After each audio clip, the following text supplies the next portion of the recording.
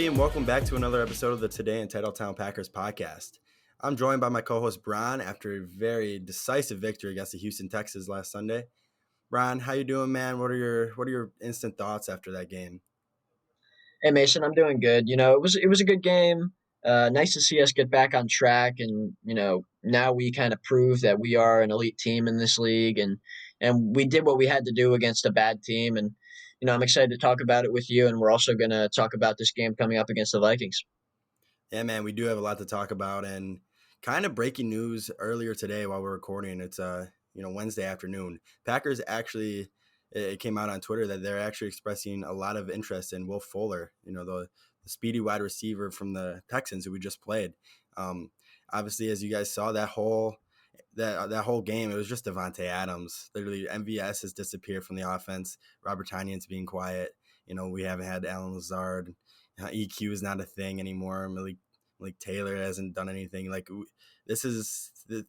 We need a wide receiver, and it's just cool that we're actually showing interest in one. And Will Fuller, I feel like, would be a perfect fit. Super fast. I mean, he was a first-round draft pick in 2016. Ran a 4.32, super fast, and he's 6 foot tall. It's a pretty good 40 time for a receiver over 6 foot. And I just feel like he'd fit this offense perfectly because we're missing a key piece. And if we want to compete this year for a title, I mean, Goot's got to do this. This is perfect. I think this is the move to make for sure.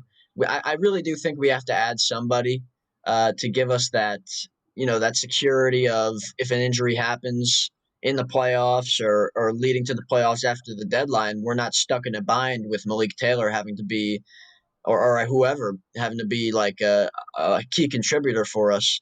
So, if we have a guy next to Davante Adams and next to Alan Lazard, if we just need that other guy, because that'll give us some another legitimate target for Aaron Rodgers to throw to, and like I said, it gives us some security that we haven't had recently.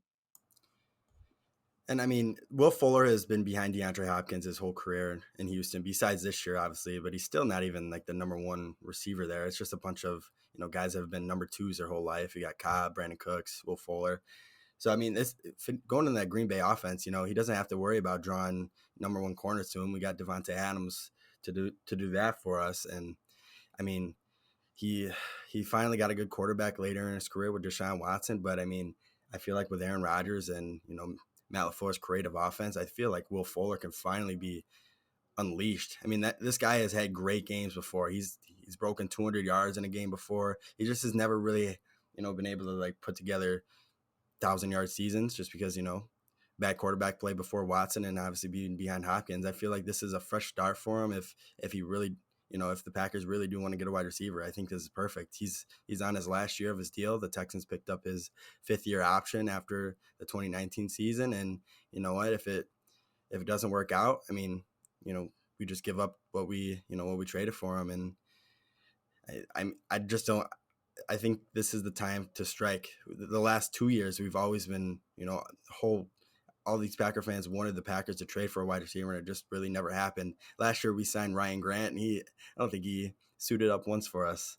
I mean, this is it. I mean, I think this is our guy, Will Fuller. He's, fast, can catch. He's proven himself in the NFL, and I think it would be a great number 2/number 3 next to Davante, and once Lazard comes back. Yeah, for sure. And the one thing about him is, and this whole trade scenario, is the fact that the Houston Texans tried to bring Brian Gutekunst in to be their GM in that summer of 2018, and he ended up obviously taking the job with the Packers to be their GM, and there is a relationship there. They were with us last summer at in like a joint training camp practice situation that we had. So there's relationships with the front office.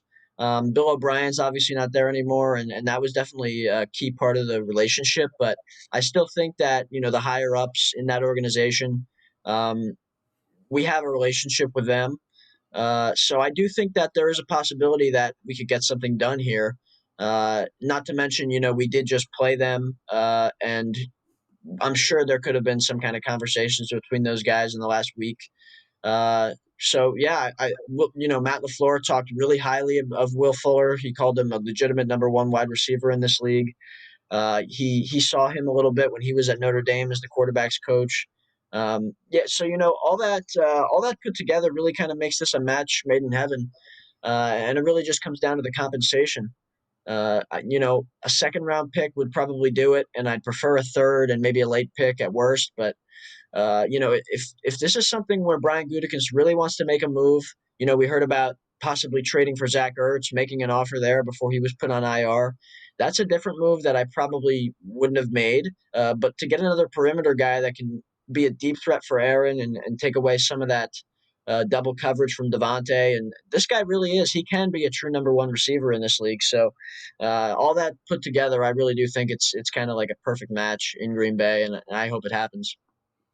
Yeah, I saw that article about Zach Ertz, the possible offer the Green Bay Packers made, and I think the price tag would be too high to both trade for him and to pay him. I mean, he's getting paid as a top three tight end, and obviously his skill level is there. Zach Ertz is a fantastic tight end in the NFL, but still, it'd be a lot of money and a lot of draft capital, which Ryan Gutekunst loves to hoard, and that's why I'm going back to this Will Fuller thing. I mean, like you said, given a 3 and a 6, to get a guy for the rest of the season, and if it works out, maybe we extend him, and maybe Devontae Adams has his his partner in crime for the next couple of years here, and there's other guys around the NFL that are on bad teams that you could look at possibly trading, but I feel like the price tags would be too high. Like Michael Gallup from Dallas, absolutely, he's insanely talented, but Dallas just lost Dak, and they're kind of, you know, they're losing a lot of games now with Andy Dalton. I don't know if they would actually trade him. And then you can go look at like Jacksonville or Cincinnati, maybe like DJ Chark or AJ Green, John Ross. I mean, I feel like Green and Chark would have high price tags, like second round at least. That's why I think Fuller is our guy. I think he would fit our offense pretty well. He could play that slot role. He's, super quick, and he's got good hands, and he's proven that, he can have big games. And I would be more than excited if Goot made the call to Houston and, brought him to Green Bay. I think this is the wide receiver if we were to get one.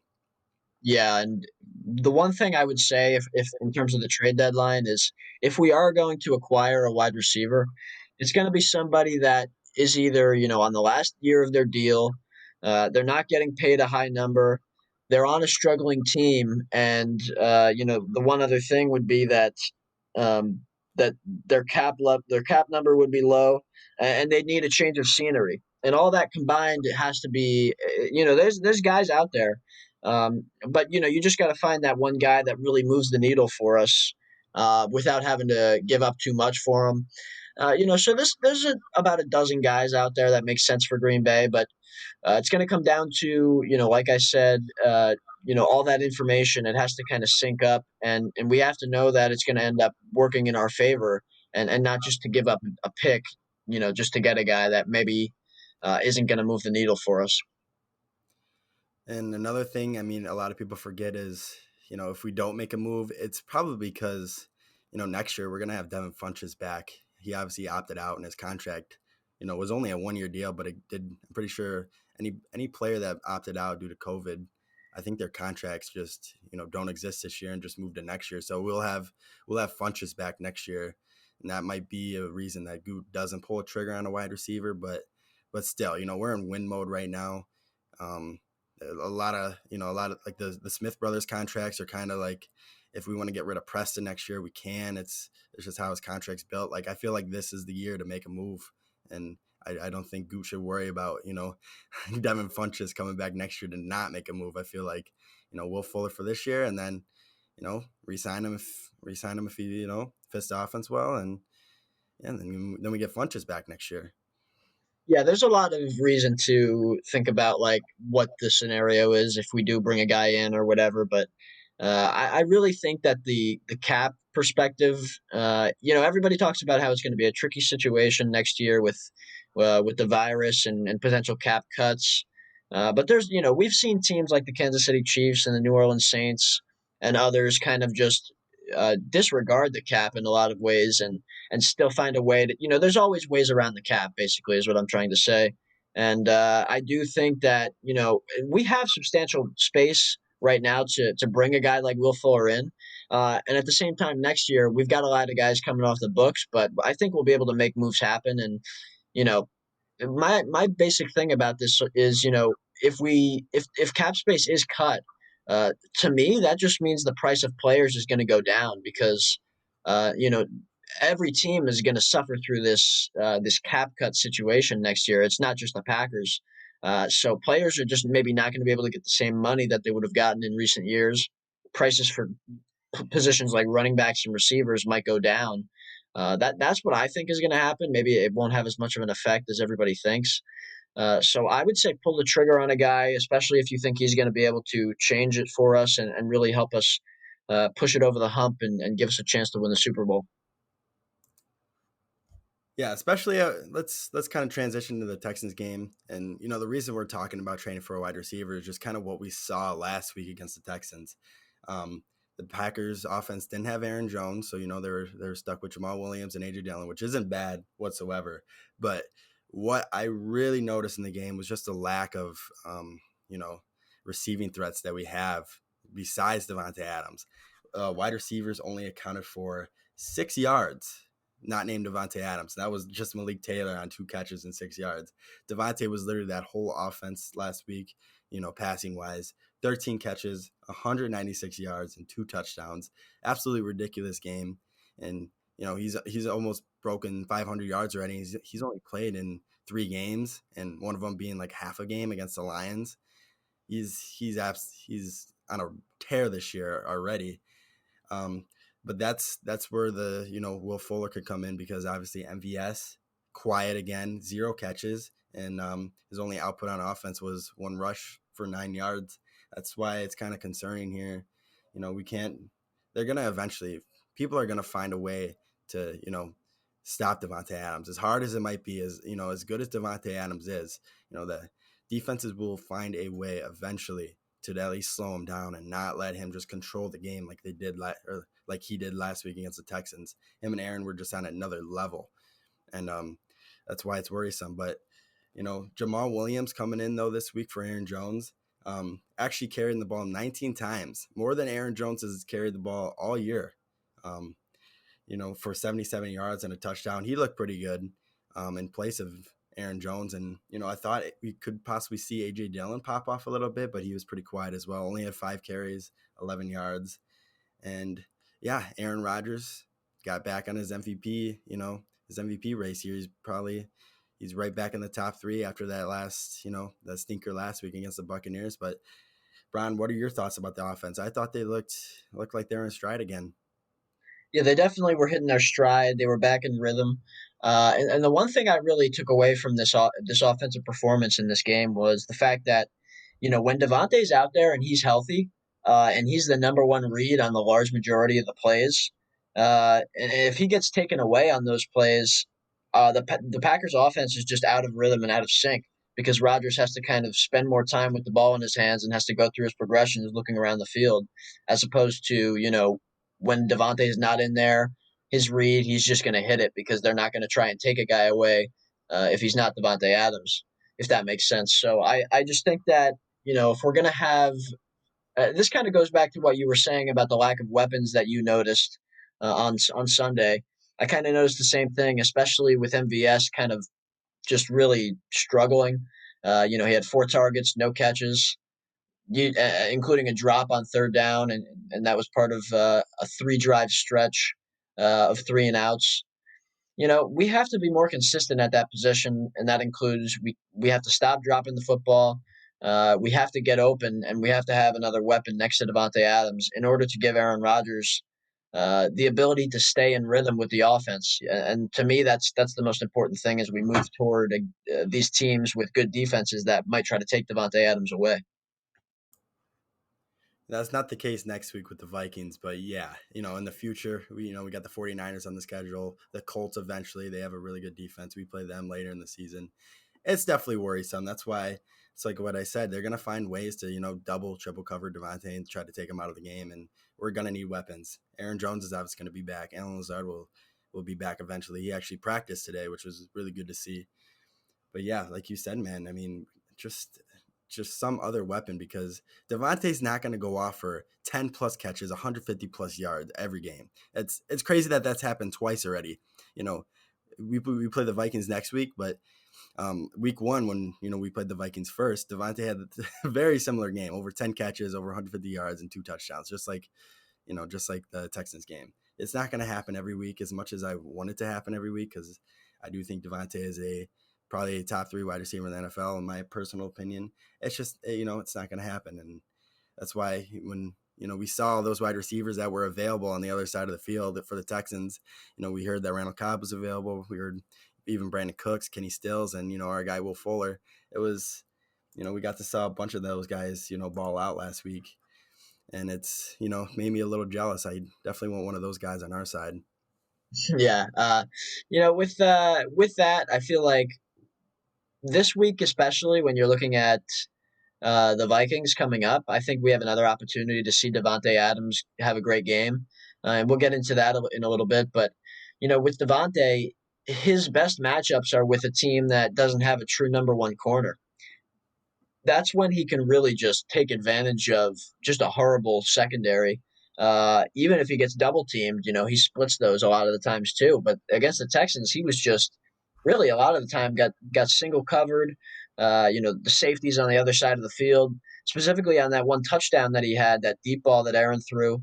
Rodgers made an adjustment. He notified Devontae. Devontae cuts straight up, burns him at the snap, burns the corner who was press covering him right at the snap.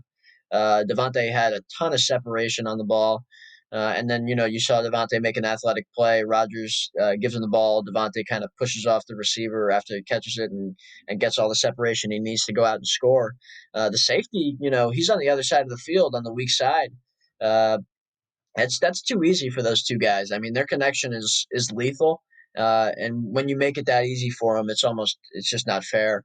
So yeah, that was we like to see that. The Vikings have a much better game plan usually against Devontae Adams, but this year they just don't have the talent to kind of execute those game plans.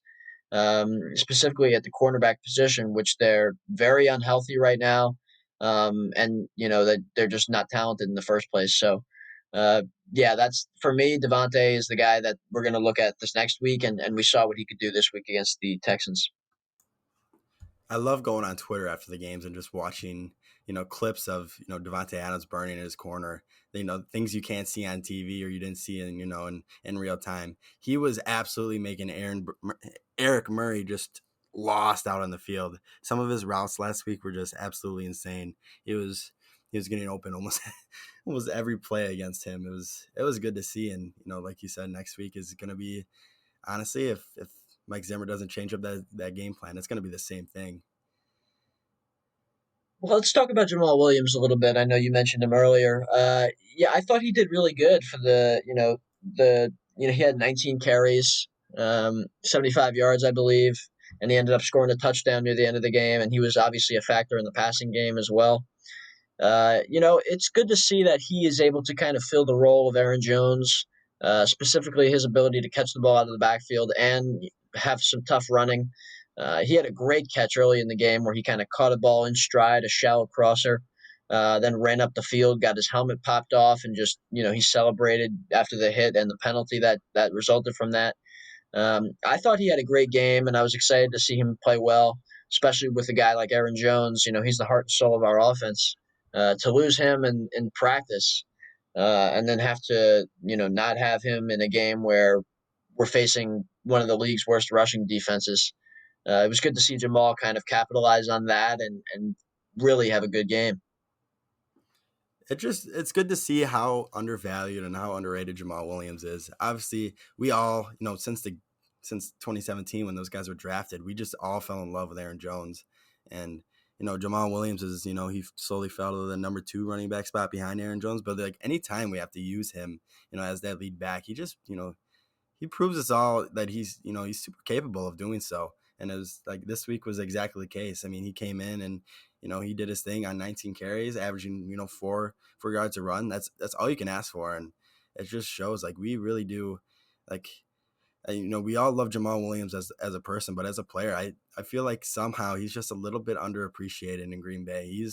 We're lucky to have a second running back that can come in and do these things and you know be be happier than anybody else on the field while doing it. He really does bring a different vibe to what we do here.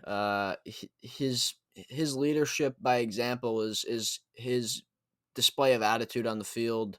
Not only when he comes up after a big gain and with his helmet off and goes crazy, but he's dancing before the game. He's excited. He's pumped up. And that's what he brings to the team. It's not just what he does on the field, but it's what he brings to us off the field as well that makes him such a key contributor for our offense. Yeah, man, and he was running behind an offensive line that did not have their left tackle David Bakhtiari. He got hurt against the Buccaneers with a chest injury, and he wasn't able to go this week. But still, that offensive line was creating holes for him, and protecting Aaron Rodgers. They allowed 0 sacks again.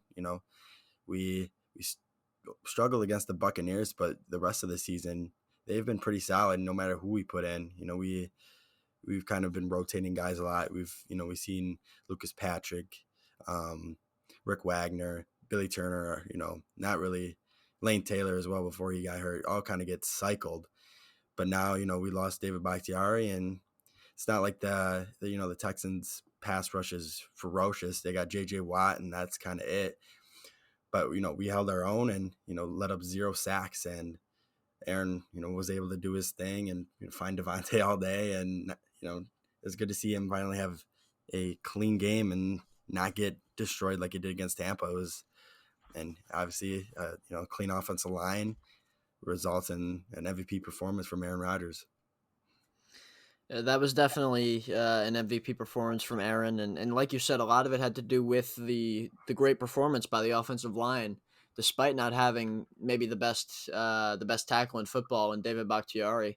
With him out, Matt LaFleur went with Bill Turner at left tackle, Rick Wagner at right tackle, and the formula seemed to work pretty well. Bill Turner held up nicely, and obviously Rick Wagner, where when he has played right tackle, he's held up very well.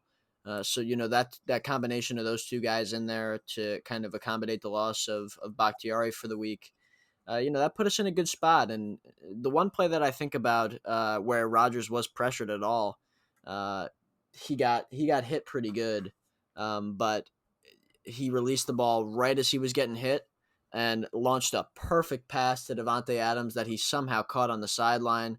I think it was 3rd down. Just a gorgeous play. It looked very much vintage Rodgers, the type of guy that, you just don't want to blitz because he's going to take advantage. Adams single coverage, and Devontae made a great contested catch to get that 3rd down. And that was a big, big play in the game.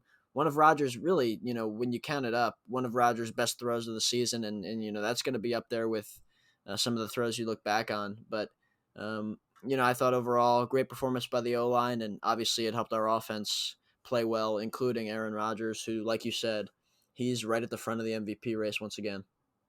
Yeah, that throw was ridiculous. I would love to see the catch probability on that one because that corner had pretty much, as perfect as you can get in coverage, and Aaron Rodgers was pressured and still somehow fit that ball into Devontae. Devontae, a great catch as well, but that throw was just ridiculous. Kind of reminded me of the game sealing throw against the Seahawks last year in the playoffs to Devontae. Just, Devontae was able to get a little bit of separation, and Aaron, just hit him on a perfect pass and right on the, right towards the sideline. That kind of gave me flashbacks of that. And another one that, talking about Aaron, another play that comes to mind that reminded me of vintage A-Rod was he was getting, he had pressure in his face right away. And, he had 2 different Texans edge rushers kind of have their hands on him, and he was able to kind of just move up in the pocket and escape 2 tackles. And I'm pretty sure he had Devontae on kind of like a not a slant route, but he was going over the middle towards the right side and was able to find Devontae for like 15 yards. And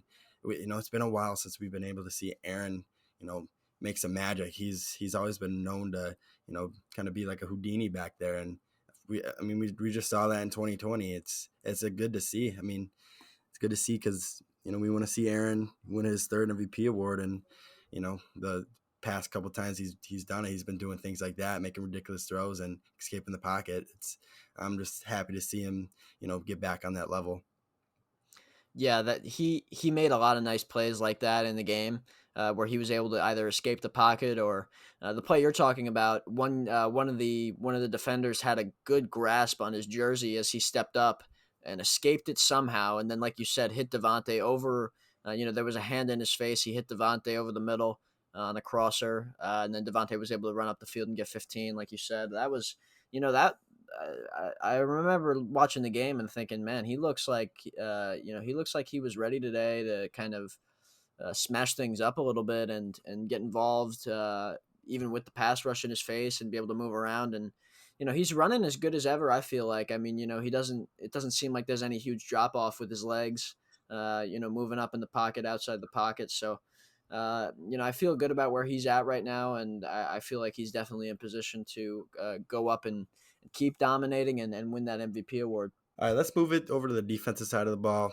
Last week against Tampa, we obviously got pretty trash. We had some injuries. Kevin King, we weren't able to, have one of our better cover quarters or, our number 2 go against those, that dangerous duo that Tampa Bay has and Godwin and Evans. But, this week kind of the same. We didn't have Kevin again.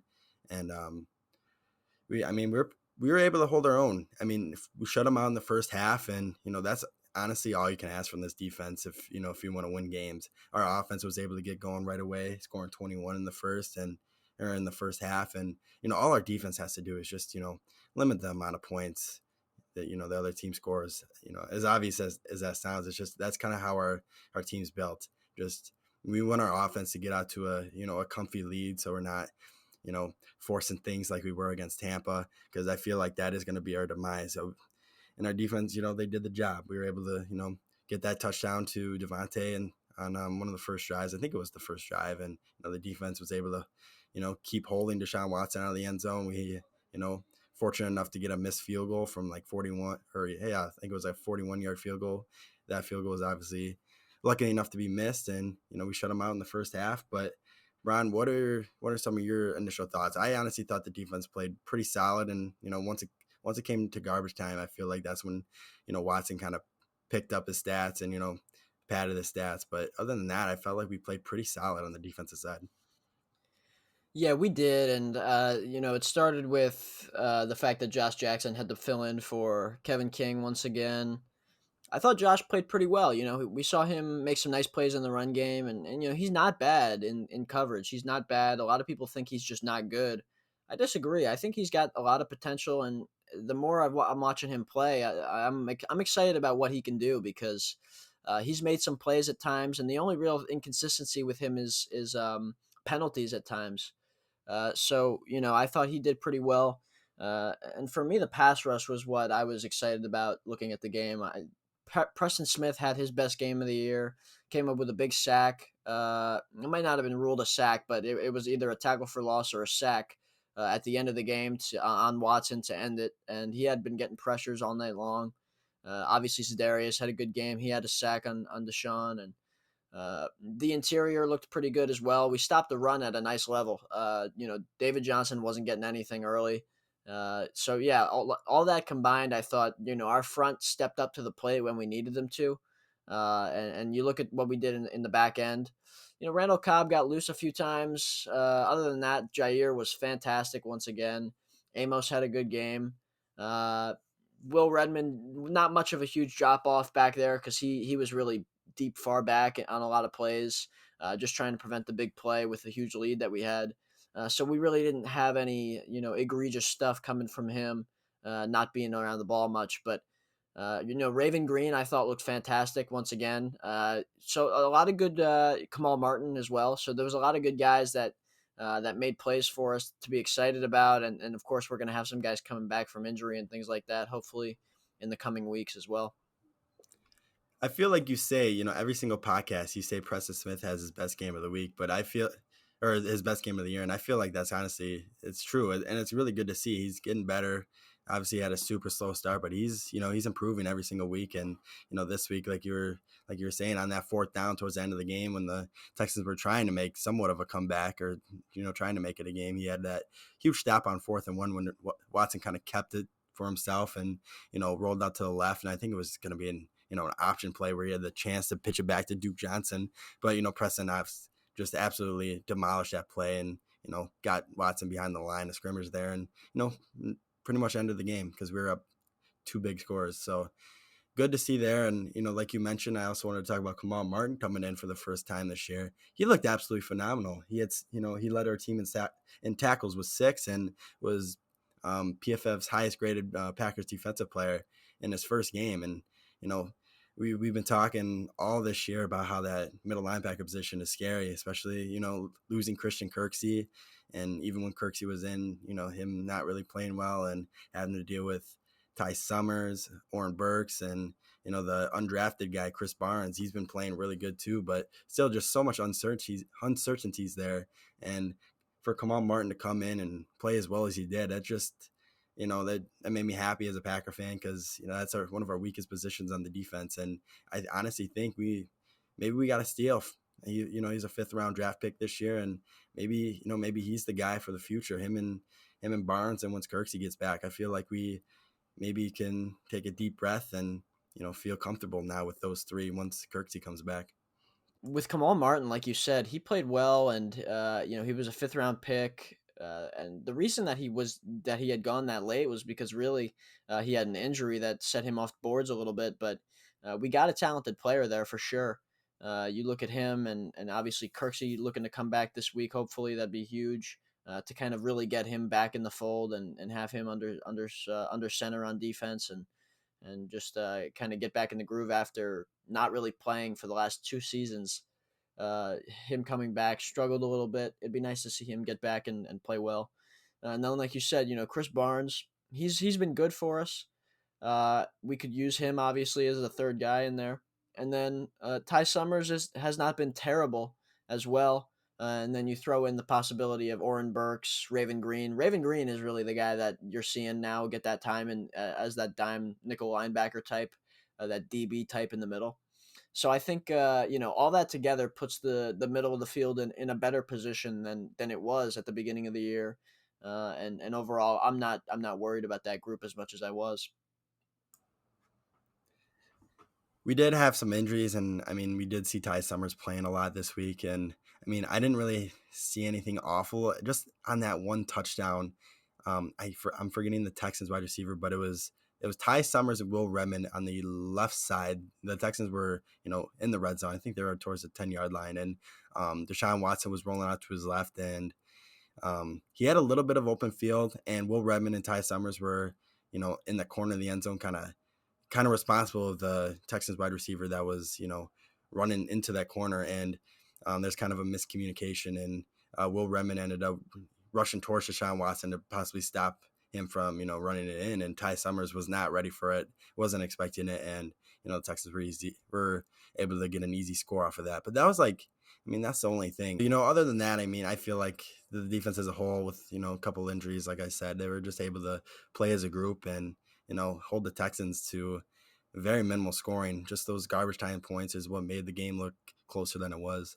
Our defense definitely had a good game on Sunday against the Texans, and we needed to do that in order to win. But one thing I was concerned about was definitely the play of the special teams, especially in the second half. Obviously, J.K. Scott had that punt blocked, and that was not a game changer, but it kept the Texans hanging around. And then, of course, they recovered that onside kick that we failed to recover. So.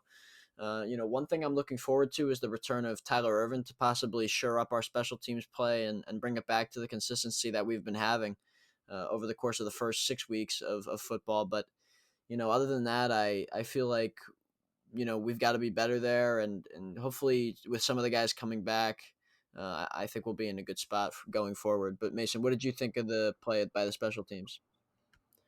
We haven't had a problem with them all year, but the fact that we were ahead in the game and, the Texans were down by like 3 scores when, the block punt happened and they were just, trying to show some sign of life when they got that onside kick recovery. I mean, is it worrisome? I mean, I don't know. It's not like the Packers were like it wasn't like it was like a do or die situation where we needed to recover that onside kick, or like if the block punt didn't really, affect us. But like you said, Tyler Irvin coming back, he plays, all over on special teams. He was our savior last year when it came to the return game. We were awful before he came along, and it'll be nice to have him back. But I wouldn't just that all happened in the fourth quarter. That was just one quarter of bad special teams play. I wouldn't really worry about it right now unless it happens again. It might have just been a fluke, end of the game, big lead. Stuff like that happens when, like the Texans were just trying anything that they could to, show some sign of life. And, it happens. And I don't think it's anything to worry about for the future. Yeah, I think we're on the same page there. I'm not concerned about it by any means. Things happen. The J.K. Scott had a great punt earlier in the game I think it was 62 yards to get us out of tough field position. He was pretty good. He's been good this year for us. Nothing egregious from him. The onside kick, it happens. It's not a big deal. If it's a different story if it's the one score game and in the fourth quarter they get a chance to tie it up. But that was really we had the game locked up at that point, and so for the most part I feel okay about the special teams. But I don't know, Mason. I mean, it was not great to see, but like I said, I'm not nervous about it or anything going forward. Obviously, onside kicks are scary every single time, any single time they happen ever since 2014. But they caught us off guard. It was one of those. I saw the kicker. He kicked in and he was chasing after the ball. It kind of reminded me of that. Pat McAfee recovered his own onside kick back when he was playing. It kind of reminded me of that. It was just, I mean, it happens. It was a good play by the Houston Texans special teams, but like you said, there was no chance the Texans were winning. We weren't. I think it was Chandon Sullivan that was the guy that could have recovered, but he missed it. I mean, it wasn't like we were lined up to recover it and, they got lucky. It just, it was just a fluke. It happened. It's nothing to worry about. The Packers dominated all game, and it was just two random plays towards the end. I definitely don't see anything to worry about. Yeah, for sure. And you know what? I'm just gonna wrap this game up basically with, I thought we played really good as a team, and the score really doesn't show how much of a domination it was. I do think that it was a blowout, winning by 15 points. 35 on the board again. Our offense is playing at a really high level. 5 out of 6 games we have played, the best ball that we want to play. Obviously, Tampa, we didn't do that. But overall, I thought our offense played great and our defense played well enough to keep us in the game and keep our lead intact. And overall, good performance by the team. And that's going to lead us to next week. We already have our second matchup of the year already in Week 8 against the Vikings. We, in Week 1 we absolutely demolished them.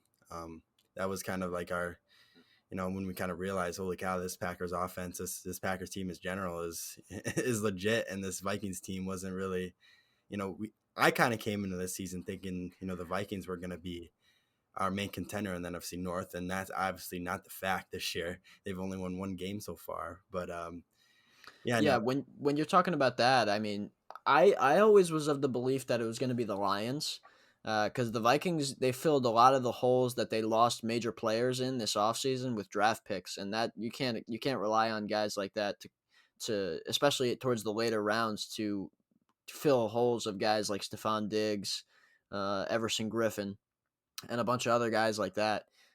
Obviously, Trey Waynes and Xavier Rhodes at corner, and guys on the offensive line as well. So just overall, I thought it was going to be the Lions, and I kind of still think that's true because they're 3-3, they've played well, and the Bears kind of lost badly to the Rams on that Monday night game.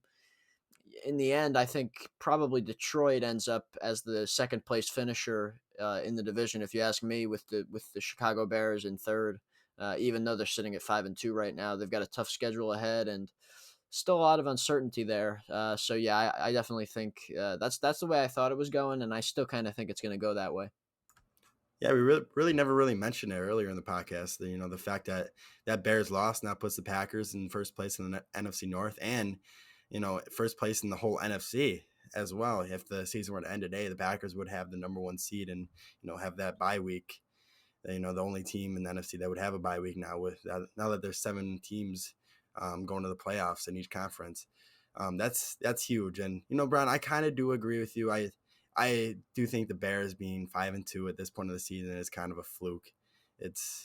Their quarterback play has been pretty awful. Mitch Trubisky and Nick Foles, they're not going to win you a playoff game, neither of them. Nick Foles is nothing like he was back in 2017 when he carried that. He had that crazy stretch of that playoff run with the Eagles. That's not the same Nick Foles. Nick Foles has been the same his whole career, just going on really weird runs where he looks like an elite quarterback and then kind of just falling off the side of the earth. He's kind of like a modern day Ryan Fitzpatrick, in my opinion. And then, they got they're going to have to deal with Mitch Trubisky and try to see, who's better off the rest of the season, because Nick Foles just laid an absolute egg against the Rams last week. Their only touchdown came, I believe it was a strip sack. I believe Eddie Jackson scored, so it wasn't even the offense. Yeah, I can definitely see the Lions making a little run. They've won 2 straight games now, and like I said, I don't know if that Bears offense is able to, keep up with the Packers, because the Packers are going to be rolling here, hopefully.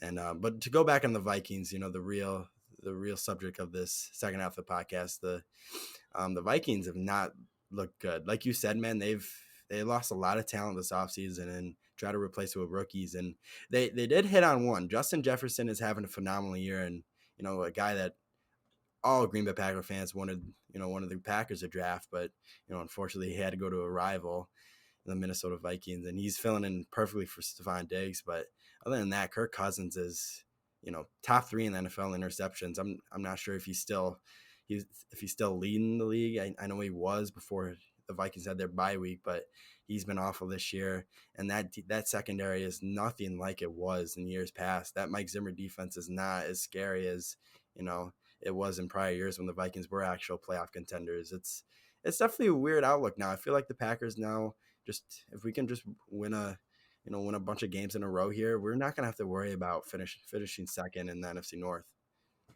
Oh, that's for sure. I think, just a couple more division wins, and we're looking at a pretty easy walk to the crown in the NFC North. But like you said, in this Vikings game, it's really not the same team that we've seen in recent years that's given us trouble. Obviously, we beat them in week 1 handily. And it's a similar team. They haven't gotten better, obviously. The only guy that's really progressed for them in any way is Justin Jefferson, who has looked really good at times. But they've lost Anthony Barr. They have lost some guys to injuries that we did play in week 1. It could be worse this time than it was last time, now that, Rodgers is really getting in a groove here. The offensive line is getting cohesive as well. Defense looks like it's playing better. All that put together, and we could maybe get to the quarterback more this week than we did in week 1. More success running the football as well that we didn't have in week 1, where it was mostly Rodgers having a great day. All that combined, you talk about a possibility of coming out and even playing better, because that secondary is looking worse than it did in week 1 with the injuries they've got. Cameron Dantzler, a guy that they wanted out there in week 1, and Rodgers kind of feasted on. He's on the COVID list now. So they're very limited in that room. They've got guys on the injury list for the week, and then it's making the guys that are really supposed to be the bookends back there, those safeties, Anthony Harrison and Harrison Smith. It's making those guys' jobs tougher for sure, because they're not having a great year, either of those guys, and it's making it tougher on everybody. Same thing with their pass rush, and they just traded Yannick Ngakoue, who played limited snaps in week 1 as well. So it's a completely different team, because they've lost guys to injury, and it's not completely different for the better for the most part. So we could see another Rodgers to Devontae game where Devontae gets close to 200 yards and makes it look easy. And I do think that's going to be the case, especially with the possibility of Aaron Jones not playing once again, it's just going to mean more Aaron Rodgers, and that's what I envision coming up this Sunday. Yeah, and sticking on that running back topic, the Vikings didn't have Dalvin Cook in their last matchup before the bye, and that proved pretty costly because who I thought Alexander Madison was a very solid backup, but he did not have a good game, playing in that lead role, and that really limits the Vikings offense because Dalvin Cook is pretty much it. That's what kind of gets Kirk Cousins going is when Dalvin Cook can, you know, create plays on his own on, screen passes, zone runs, whatever it is. And when, Kirk Cousins didn't have Dalvin Cook, he had a terrible game. And, Adam Thielen and Justin Jefferson are, they're a great duo still, but I mean, I honestly think this season is kind of falling on the fact that Kirk Cousins is just not playing good, not playing good whatsoever. I do think he has some weapons like Irv Smith, Kyle Rudolph, too. That's a great tight end duo right there. And I honestly think I feel like it's Kirk Cousins' fault this year. It's not like, I mean, a couple of years ago when they were in the NFC Championship game, I mean, they were rolling with Case Keenum, and Case Keenum, I mean, that offense looks way better than it did with Kirk Cousins this year, and honestly, maybe even last year. I think maybe Viking fans are finally realizing, I think Kirk Cousins is not worth what they're paying him. Well, yeah, that was pretty evident early on. But when they sold Stephon Diggs away for draft picks, it was a good trade. Especially at the time when you get back a first and other picks, it's like, okay, he's probably not worth the first round pick on in most years, and they were able to get him from the Bills, get that compensation. But that should have told you right away that they are just not in a position to win this year.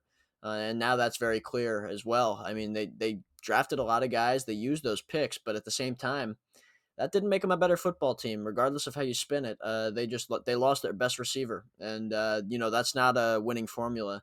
Regardless of what you get back. And that being said, Kirk Cousins, his play has suffered because of that, and because he's just not playing as good. They lost Kevin Stefanski, their offensive coordinator, the play caller, to the Browns' head coaching job, and things are changing. Obviously, Gary Kubiak has more of an influence in that building with a lot of the stuff he does that is very much revered around the league. Obviously he did great things with the Broncos as their head coach, but yeah, I mean, things are concerning down there for the Vikings, and it's not looking much better as they are 1-5 or 1-6, Mason. Yeah, they just had a bye week, so they're sitting at 1-5 with their only victory coming over the Houston Texans. So right, yeah, that's then that's a team that's only 1-6 as well. Putting all that together, the Vikings haven't beaten anybody that has more than one win. They're sitting at 1-5.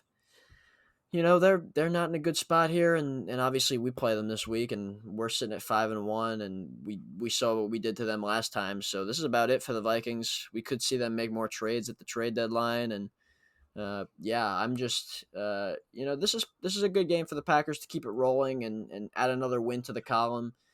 Get Rodgers more involved in the MVP discussion, maybe even push him over Russell Wilson, who threw 3 picks on Sunday Night Football. So yeah, that's pretty much it for me on that. Like in terms of the offensive side, I think this is going to be a matchup where Packers really take advantage and come out swinging. I agree, man. That defense is in the lower half of in the passing yards ranking, lower half in the rushing yards ranking. That defense is not good. And like we saw week 1, man, Devontae Adams, Aaron Rodgers both went off. It's hard to predict week to week because, sometimes Aaron Jones goes off. Sometimes it's Aaron do.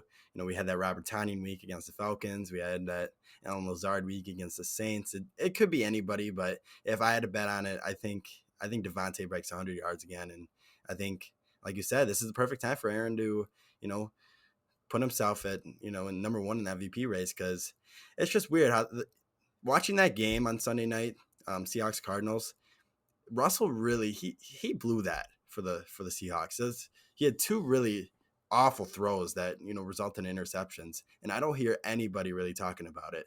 After Aaron threw those the pick 6 and that other interception against the Buccaneers, that was just the talk of the town.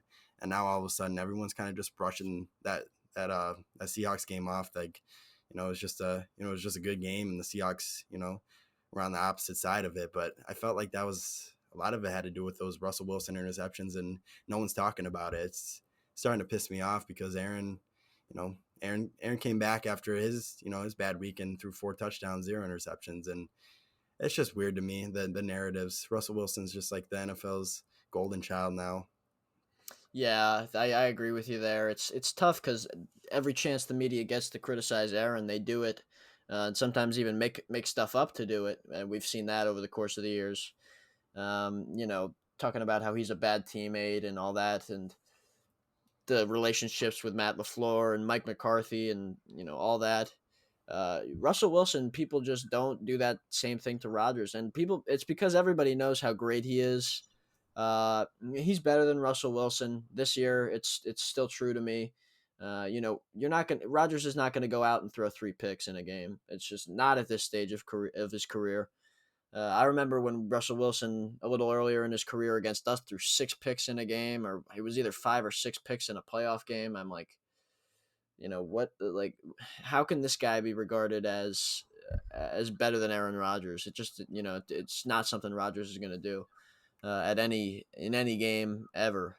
So I mean, yeah, Rodgers is going to keep playing well. This is a good week for him, like I said, to maybe put up 4 or 5 touchdowns, 300 yards. And, if he continues that, he'll be on pace to win the award for sure. And combine that with, what we're going to be able to do, as we get some of these other guys back in the fold. When you mentioned Alan Lazard, he could be back in the next couple of weeks with that core muscle surgery. I reported he was going to be out 4 to 6 weeks with that. And, we're at the 4-week mark here coming up after this week, and we'll see where that goes. He practiced today. Christian Kirksey will be back, like we talked about, and there's Tyler Ervin coming back possibly. David Bakhtiari could be back this week. Aaron Jones might sit out another week, and we could see him the week after this one. And Kevin King probably sit out this week as well, and he'll be back at some point too. So, once we get back to full strength, I think we're going to be in a good position to win a lot of games. And Aaron Rodgers are going to be in a good position to get some MVP votes this year. Yeah, man, this is the week. I mean, not really worried about the Minnesota Vikings, but we just gotta come out and we gotta keep destroying these lower class teams, and then after this we play the San Francisco 49ers on Thursday night. Short rest against a opponent we've had a lot of struggles with in the past, and we gotta finally be able to show that we can get past the 49ers. If that's going to be one of our biggest tests of the year. Besides, I thought the Tampa Bay game was also a big test, but let's move past that and let's beat up on these Vikings, and then short week we gotta prove to the NFL that we're real contenders and we can get past these demons that we haven't been able to get past, and beat the 49ers on Thursday night. Beating them would definitely solidify us as a contender in this league for the Super Bowl. I think the 49ers, obviously they're still a good team this year. They've been dealing with a lot of injuries, but I still think they're a great football team. And if we're able to beat them, I think it shows what kind of team we are and how we've improved from last year to this year. And then this game, I just want to know what you think the keys are for us for this game. Not only on offense, but on defense as well. What do you think we need to do to win this game? Defensively, I really just think it starts with stopping Dalvin Cook if he plays.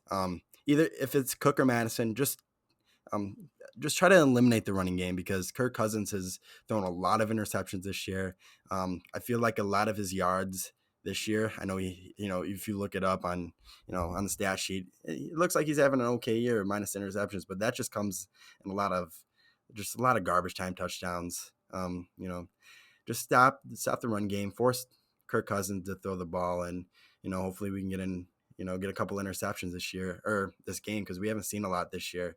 Because we haven't really had a turnover besides that. This week Henry Black forcing that fumble on Duke Johnson. We really haven't had a lot of turnovers this year. The only one that comes to mind more recently is that Zadarius one on Taysom Hill, where he stripped him and recovered it. So just get some turnovers on Kirk Cousins. Put the ball back in Aaron Rodgers' hands, and we just got to run up that score early. That's what we did week 1. Got to just put a bunch of points on the board in the first half, and I remember in week 1 we caused a turnover right before the first half ended, and we were able to score like 14 points in the last 2 minutes of that quarter, and it just kind of switched the game. We just got to do that, and I think we'll be good. And the Vikings defense doesn't scare me whatsoever, and I know for a fact Aaron will be able to carve them. Aaron Jones hopefully will be able to get going. Like you said, they don't have Anthony Barr, they don't have Danielle Hunter, they don't have anybody back there anymore. Really, I feel like this offense is just going to explode, and hopefully we can go back on that 40-point train that we're on earlier in the season. For sure. And the one thing I think we could do in this game specifically is to get back to our roots. And by that I mean, like you said, rush the passer at an elite level and create turnovers. That's what we were doing last year that gave us so much success defensively. And on the offensive side of the ball, I think it's a good chance for us to get some of that motion back with Tyler Irvin.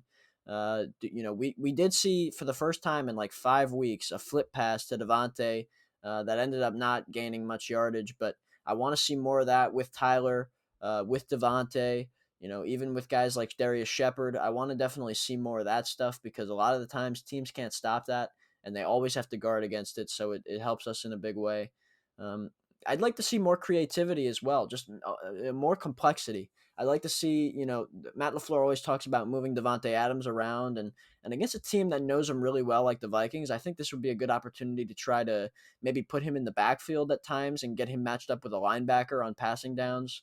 That'd be something that's very creative. Teams would, facing the Packers in that respect would not expect it. And that's one thing I'd like to see us do. Obviously, establish some inside running and rush outside as well to these Vikings linebackers on the out, or excuse me, their defensive ends on the outside that just aren't healthy and they don't have great players back there anymore. So attack their weaknesses and just do a lot of the things that we do really well. I think if we can get back to where we were going last year and combine it with what we're doing this year, that could give us the most success that we can reach and kind of help us reach our full potential as a team heading into the biggest game of the year in San Francisco. I don't want to jinx this at all. I do think this is the week, Bron. Like you said, this is a time just to prove our dominance in the NFC and the NFL in general. Honestly, just show that we could beat up on these these weaker teams before we have to go play in San Francisco on Thursday. This is the perfect time. And like you said, I would love to see some new things on offense and incorporate some older things that we were doing maybe last year and earlier in this year. Like you said, those little fake jet sweeps with Tyler Irvin. Just this is the week to do it. I mean, this Vikings defense is not strong whatsoever. Their offense is very, very confusing. They got a lot of weapons, but they're, struggle week to week. This is the week to do it. And, hopefully we're jumping back next week and talking about a huge Packers victory. This could be a game that even MVS gets back on track. I know he struggled a lot at times this year, but then we saw in week 1 he had a nice game. So I'd like to see him attack these corners that probably aren't on his level. If we're able to do that and get Rodgers some opportunities to throw him some deep balls, that could get him going. Obviously, we need that, especially if we end up not trading for a receiver.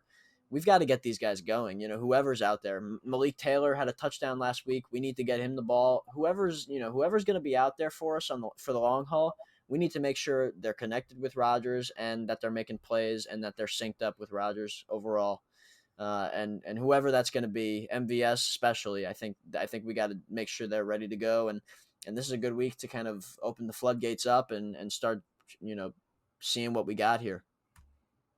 No, it really is. And that's a very good point. If we don't end up, getting Will Fuller on the squad or any other wide receiver, I know we signed Seth Roberts, I believe, to the practice squad this week. Who knows if he's going to see the field, but it's a good point, man. This is a perfect week against a very weak secondary to, get MVS going. Maybe we could see EQ finally catch a pass this week. This is a great time to do it if we don't see Will Fuller in green and gold by the trade deadline. Yeah, definitely. Any last thoughts on the game? And if not, we'll head to score predictions, Mason. Nah, man, I think we pretty much nailed it. I think it's going to be a lot of the Packers offense scoring and hopefully the Packers defense getting some turnovers. But for my score prediction, I honestly do think the Packers are going to go back into the 40s this week. I feel like it's been too long, and that Packers offense was hot last week, and we're going against a very weak Vikings defense.